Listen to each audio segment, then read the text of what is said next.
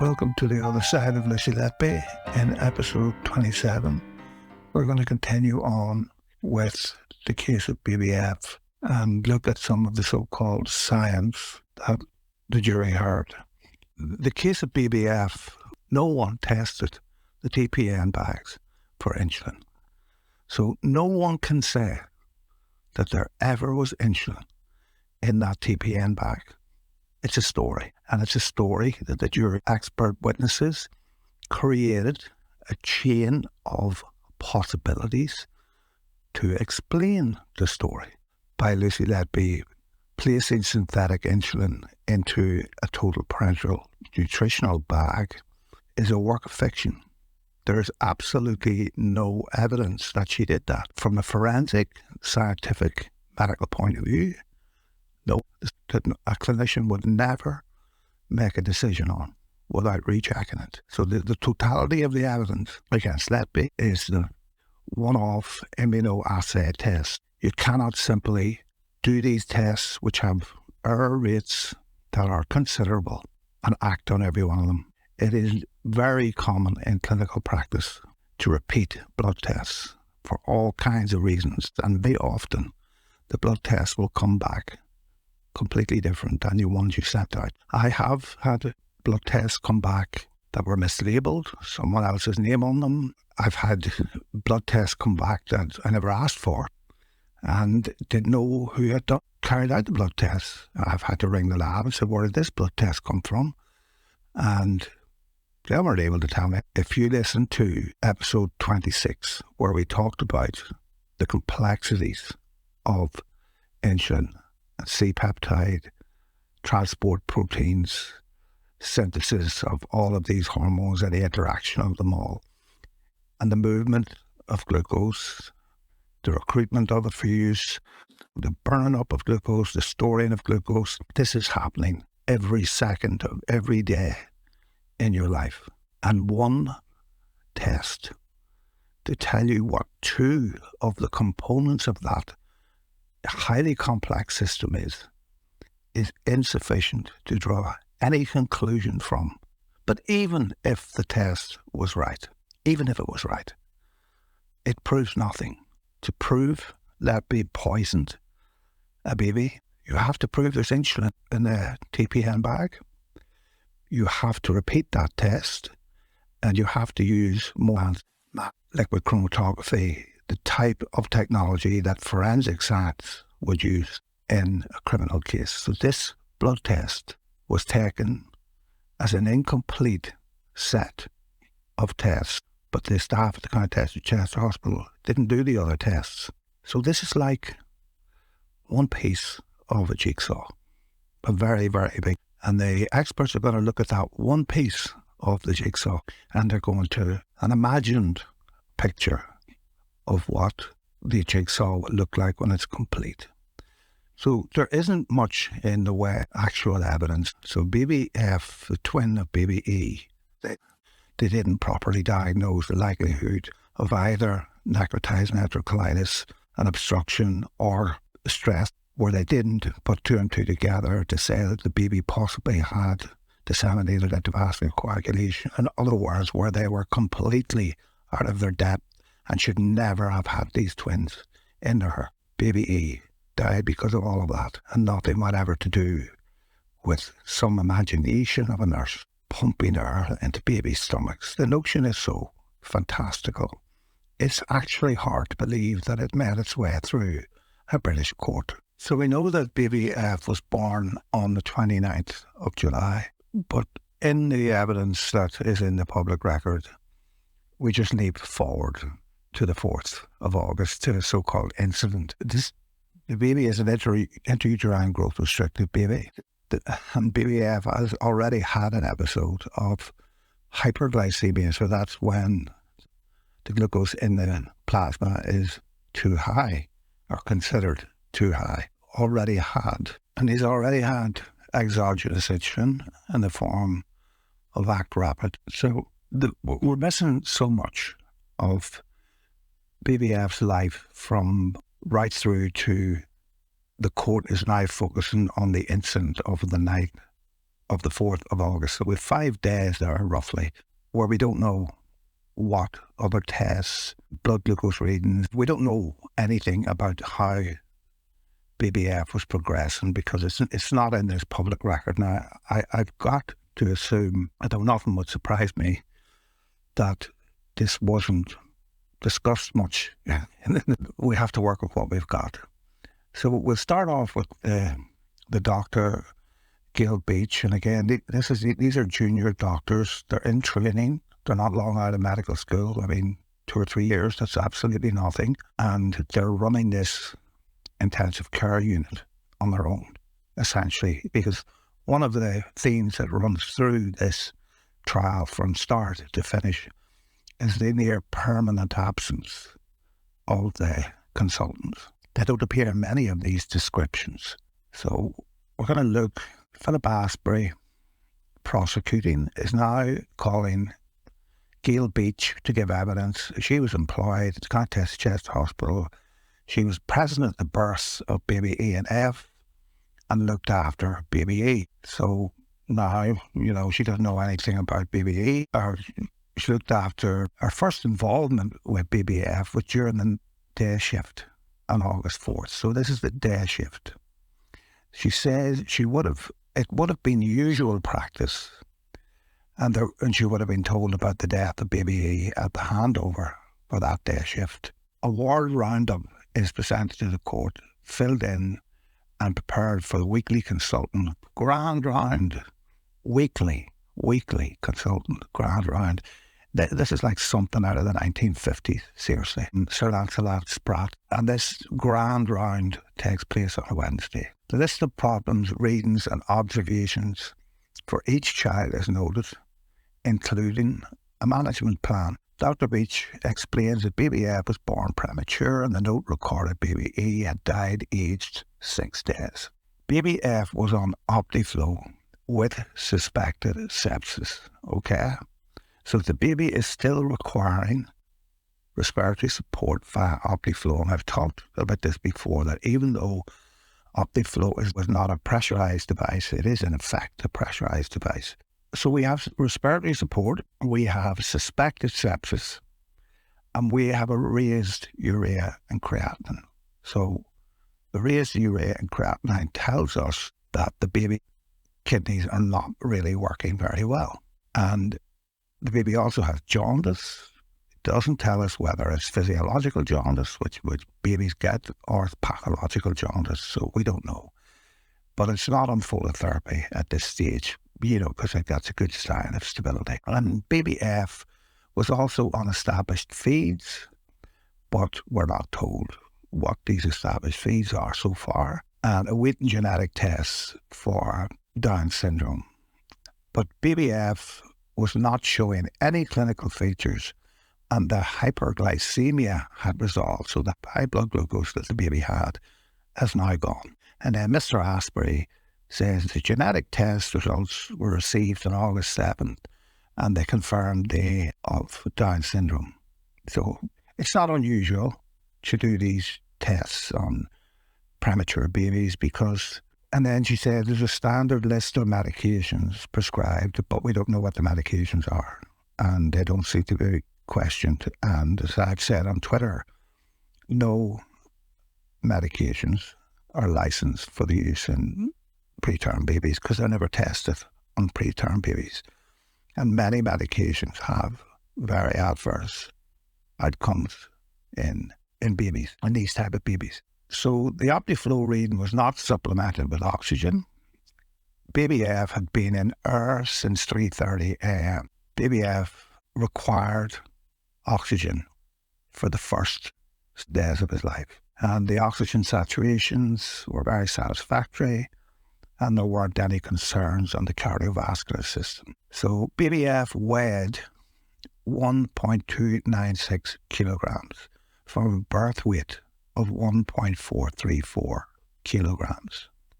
And Dr. Beach said that this was not a concern, as babies, particularly neonates, lost weight in the first days following birth. Okay. Well, why would we be concerned about this? Is this significant? So this is all very pertinent and interesting information from Dr. Beach. So we'll just sum it up. The baby has lost almost 10% of its body weight. So is that normal? No, it's not. It's of significant concern. It would be to me, and it probably indicates dehydration. And we also have a confirmation of the dehydration by the elevated urea and the elevated creatinine, meaning that the kidneys are not functioning properly. So the American Academy of Pediatrics, who I would tend to listen to more than anything else because they have more level 3 units than anywhere else in the world, they recommend that a baby shouldn't lose more than 7 to 10% of their birth weight in the first week of life. So we're at the upper limit of the weight the baby should have lost. And what are the causes of that loss, or what's the consequences of that? Well, low blood volume. And low blood volume will decrease blood pressure and decrease tissue perfusion. That's the distribution of oxygen to the tissues. And that's likely to cause an elevated heart rate, which we will go on to see that baby F had. It will also create electrolyte, and that means potassium and sodium, which can affect cardiac function. But that can cause tachycardias or fast heart rates, as we will see later on. So there's no doubt about it in my mind. If I had been with baby F, I would have been concerned about it. Almost 10% of weight loss within the first week. Elevated blood urea nitrogen, all those things would have been very concerning. And it shows me, or it would tell me personally, that they weren't able to manage fluids in this baby. Given that, we don't need to go into massive detail. I'll give you all the references. So can renal impairment, can all of these things affect insulin? Now remember, we're relying on the immunoassay to give us a single piece of evidence to connect this big jigsaw, the one piece that's going to tell us the whole picture. But unfortunately, renal impairment, sepsis, antibiotics, dehydration, high urea and creatinine, and a preterm neonate can affect insulin in immunoassays. And you'll not be surprised to know that renal impairment decreases insulin clearance. So renal impairment can lead to a decreased insulin clearance and a result in an elevated insulin level. You're not told that. Interference with uremic toxins. So uremic is a kind of breakdown products of the urea, which the kidneys can't excrete. They're not excreting it at the rate that they should be. They can interfere with insulin immunoassays and cause false positive readings or elevated insulin or old-friend inflammation and oxidative stress. This is a thing that they never mention in this whole storytelling trial. Sepsis can cause a rise in inflammation and oxidative stress, and that can increase insulin resistance and elevate insulin levels. And cytokine releases, we talked about the cytokines, which were the signaling factors within the immune system. Even in an immature immune system, sepsis can stimulate the release of cytokines, which interfere with insulin immunoassays. Certain antibiotics, we don't know which ones they were on, but antibiotics in a class of beta-lactam will affect insulin immunoassay tests. Dehydration can cause a concentration of insulin in the blood, leading to an elevated insulin level. And electrolyte imbalances themselves can affect the insulin immunoassay test. So in all of these cases, we're talking about higher levels of insulin that you might measure on one test and that you're not measuring in a dynamic way. You're not measuring it from day to day or from hour to hour. You're doing one test in the conditions whereby you would expect insulin to be higher than it should be. And can it affect the C-peptide immunoassays? I remember their theory was that the C-peptide and the insulin are released in equal amounts into the blood, and that they are going to stay that way, and that when you do one test, there should be a predictable mathematical relationship between the insulin and the C-peptide. But in renal impairment, it can lead to accumulation of substances in the blood again, that can react with the C-peptide antibodies that are used in these immunoassay tests. Because remember, we're not measuring C-peptide, we're measuring antibodies. And that can give you false positively elevated C-peptide levels. And then there's this thing called the matrix effect. So the matrix effect is a phenomenon that occurs with these immunoassays, including the insulin one, because they do immunoassays for all kinds of things. And the accuracy of the assay can be affected by the presence of all these substances in the sample matrix. And these substances are proteins that bind to the antibodies and interfere with the ability to bind insulin. Lipids can interfere with it. Bilirubin can interfere with it. Hemoglobin can interfere with it. We don't even know what that is. And these uremic toxins can interfere with it. So you get false positive results, false negative results, inaccurate results. So the only way that you can get around that is to actually use a sample preparation method that removes all these interfering substances from the matrix. And there are assays that are designed to minimize the matrix effect, but that's not the assay that was used.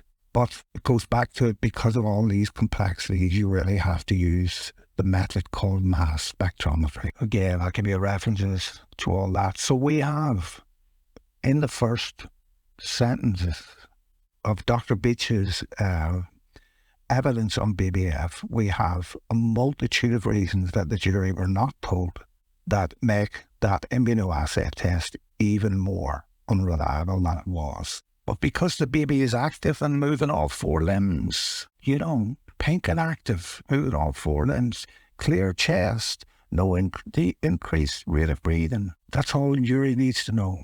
That's all they need to know. Because, quite frankly, they wouldn't be able to understand the other stuff.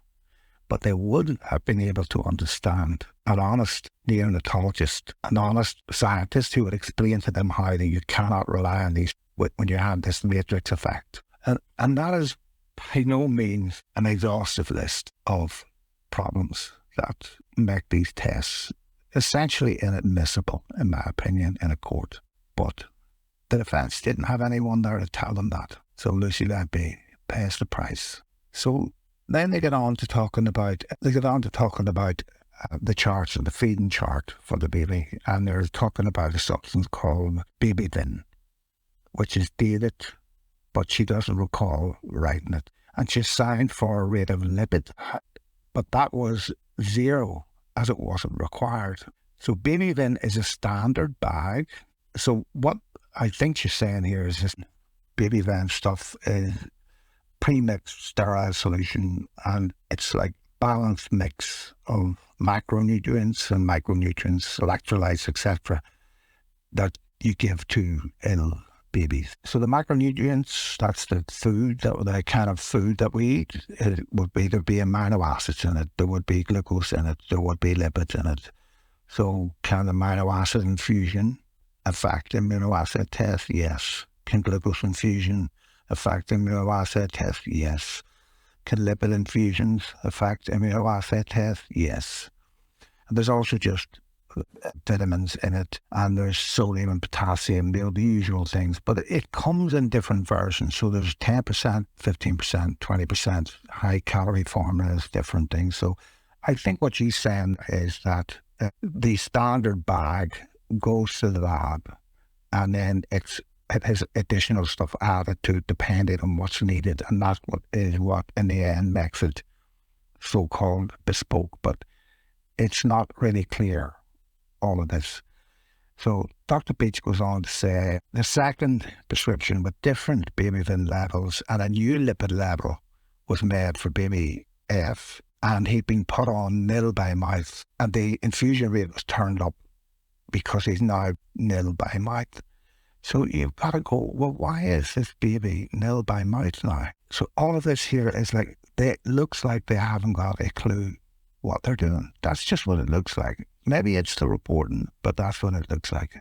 So Dr. Beach is asked, so we have the baby given one prescription for a bespoke bag, and she doesn't recall writing that. Then there's lipids supposed to be added, but then they're taken away because they weren't needed. Then a standard bag, but we don't know what percentage, would be given at a bespoke rate for BBF. So it's a standard bag. So it's not a bespoke bag anymore. It's a standard bag. And Dr. Beach says second prescription with different bilirubin levels, and a new lipid level was made for BBF. And because he was put nil by mouth again. And the infusion rate of this new bilirubin bag is increased to try and make up for that. But they don't just have to make up for that. They have to make up for the almost 10% loss in body weight. They need more fluids in the baby in the form of sodium chloride, which is the same concentration in the form of sodium chloride. So if you're in the desert and you have water, you drink that water and you'll drink that water and eventually you'll die because you have no salt. And we should remember that the word salary comes from the Latin word meaning salt. So people were paid in salt many, many years ago because salt will keep you alive just as much as water. And Dr. Beach is then asked, is there anything notable from previous clinical records that she could recall in respect of BBF? And she says there was not. Well, she's given us enough stuff here, which is just stunning again. The 4th of August shift, day 4, and the baby's lost 10% of his body weight almost, and it's sepsis, it's dehydration, there's blood nitrogens all over the place. And then she said if there was anything notable from previous clinical records, she could not recall, and says there was nothing notable here. So this is what the jury's hearing. Then our note at 5:40 p.m. on August the 5th documented, asked to prescribe 150 mils per kilogram per day, 15% dextrose over 24 hours at handover, with 5 mils per kilogram per day in it. I don't even know what that means. Also, to stop the TPN, check the urinary sodium, cortisol, and insulin. So now we've stopped the TPN, but we're nil by mouth. So I have no idea what's going on here. We're just switching completely back to dextrose. We're increasing the amount of dextrose. We're up to 15% now. And then she can't remember if the baby had been prescribed additional dextrose doses, but she shouldn't have to remember. It should be in the notes. And she says that 15% dextrose is a high amount and would normally be due to low blood sugar levels. It's not a high amount if it's the appropriate amount. An intensive care chart is shown to the court, showing blood sugar levels which are low. 2.9, a 5 a.m. reading, isn't bad for a neonate. Anything less than 2.6 is considered low.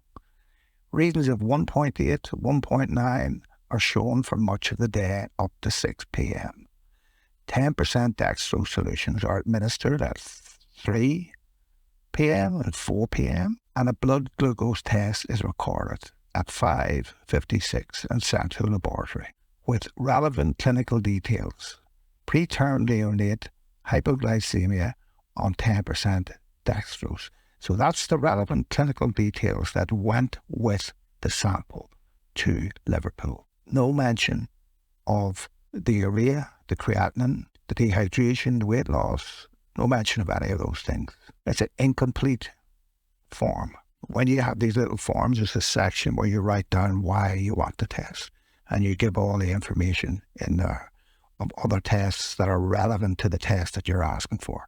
The hypoglycemia, 10% dextrose, tells you nothing. It doesn't tell you about stop-start, TPM, 15% dextrose, down to 10% dextrose. It doesn't tell anything. It doesn't give you any indication of why you want this test done. And one of the reasons for that, giving that information, is you might be asking for the inappropriate test. And in fact, this laboratory recommended that you didn't ask for that test because they said you should actually send it to Guildford if you wanted to know what the insulin was at that particular time. But the insulin at 5:56 is another piece of a gigantic jigsaw. It doesn't tell you anything. So the blood glucose was recorded then at 1.3. So at the time of at 5:56. And this one is a lab sample, which tends to be more accurate than one on a blood gas machine, Dr. Beach tells the court. So The rest of them have all been point of care, which we know 10 to 20% inaccurate. The cortisol reading is 364, which is within the range of 155 to 607. But it's 2/3 the way up. So this baby is stressed. It's double what the resting rate would be. If the baby's asleep, 155. Baby's not asleep, stressed, double that. Over double that, 364. Insulin reading is 4657. So, but we don't know what this is in. I think it's probably picomoles per litre, but we don't know. And the insulin C-peptide reading is less than 169.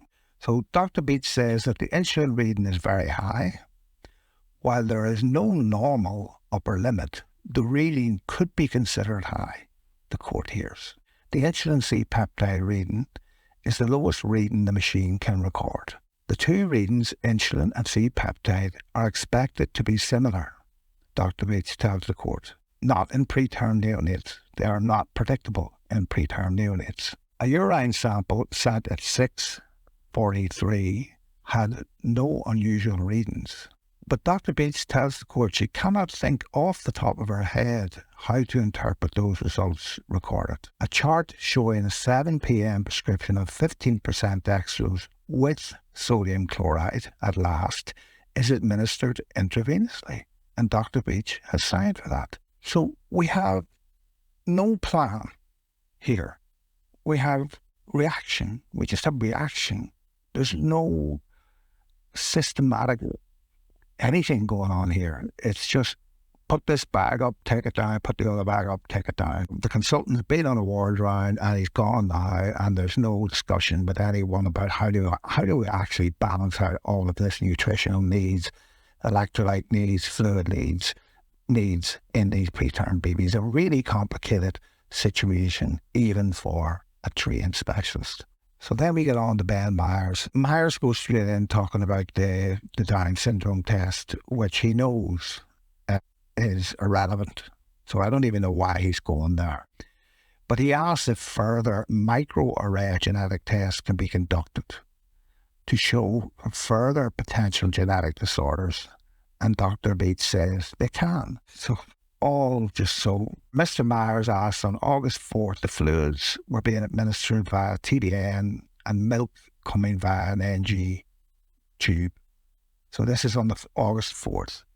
So he's getting fluids via TPN and milk coming via an NG tube with no lipid required because the baby was getting milk. And they were to continue increasing fees as tolerated. So that was what he would do, increase the fees, decrease the TPN. Then he refers to 2 August 4th prescriptions of fluids, the first being crossed out. And if Dr. Beach had completed the figures, Dr. Beach confirms that that's the case and that she has signed for them. In the first one, there's no component of lipid. Dr. Beach says she would have written these figures after the ward round so the TPN could be made up. Dr. Beach said it would take some time from prescribing the TPN bag to it being administered. Mr. Myers asked for clarity on how the second prescription comes to be made and the different rate of administration of Babyton and a new lipid and a new 10% dextrose. And Dr. Beach confirmed that she did not prescribe these additional nutritions.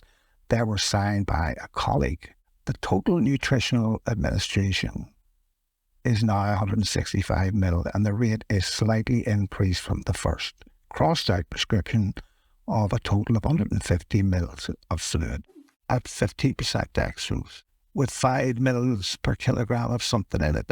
Maybe that's the lipid, I don't know, but this is just appalling stuff. And then Dr. Beach says that the additional nutrition would come on separate infusions. And that concludes Dr. Beach's evidence. So this is an appalling cross-examination. You imagine, or as I say, reimagine this situation where you have a nutritional expert and Myers saying, tell me why everything that girl has just said was the wrong decisions at the wrong time and why it doesn't seem to be any system to it at all. So we'll just go very quickly because he doesn't say much to Dr. Harkness. And we know that Dr. Harkness is given evidence, and he's being asked then about the night shift of August 4th to 5th. Confirms that he was accompanied by Dr. Christopher Wood. Notes showed that he saw BBF on 3 occasions during the night. He was asked about the 1:30 a.m. observation for BBF on August 5th of milky vomit and high heart rate. He confirms the observations were made by himself. He noted a soft, continuous murmur, which was very common in babies, and the plan was to rescreen and use a second line of antibiotics. And there were concerns for the baby's heart rate because baby had passed away the previous night. And so Dr. Harkness' notes are shown to the court from 2:30 a.m. He noted BBF had a large milky aspirate and was quieter than usual. No mention so far of Letby. He said from the heart rate observations being higher than normal, he was troubled by the possibility of infection, stress and pain. But those heart rates would go up to 180, not 200 to 210. So he's trying to say that and come back down after a few seconds or minutes, not remain constantly high. So Dr. Harkness is telling the jury that, the baby's heart works like a clock, that it's just predictable what the heart rate's going to be. Yeah, heart rate is mildly elevated now, and there's a lot of different reasons for that. And then he goes on to say a blood sugar level of 0.8 was very low, but this is August 5th, and he knows that they've had problems with blood sugar all day on August 4th, because that's when Dr. Beach said they started to try and take action about this. So none of this should come as a surprise to Dr. Harkness, because a colleague has been fighting with this glucose all day, the day before. But she was handling well, and she was well perfused, and she had good circulation. So the two problems were hypoglycemia and tachycardia. So you know that when they say there's two problems, they're going to start adding more. So Dr. Harkness' plan was for a dextrose bolus, right? A saline bolus, right? Antibiotics, an ECG, and to consider medicine to slow the heart rate down. But that medicine had its risks and would only be used in the event of a condition called supraventricular tachycardia. So that's an arrhythmia that you get. So he had a discussion with Dr. Gibbs during the night, and it was decided that it was unlikely that the baby had the supraventricular tachycardia.